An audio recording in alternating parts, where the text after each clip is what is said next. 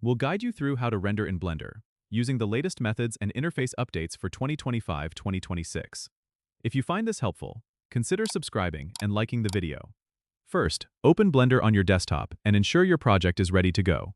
Head to the top menu bar and click on the Render tab. From the drop-down, select Render Image if you're looking to render a single frame, or Render Animation for a sequence.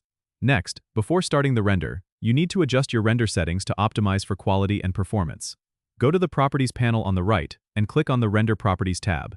Here, you can set your resolution, frame rate, and sampling. For a high-quality render, set your sampling to a higher number, but keep in mind this will increase render time. If you're using a GPU, make sure to select it under the Device section for faster rendering. Now, it's time to set up your output. Still in the Properties panel, click on the Output Properties tab. Choose the file format for your render, such as PNG for images or MP4 for animations, and specify the output folder where your files will be saved.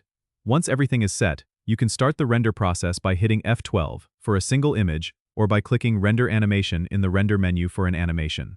Blender will begin processing, and you'll see a progress bar indicating the render's completion. Once finished, check your output folder for the rendered files. Remember, rendering can take a while depending on your project's complexity and your hardware, so be patient. That's how you render in Blender using the current interface. Don't forget to subscribe and comment if this helped you out.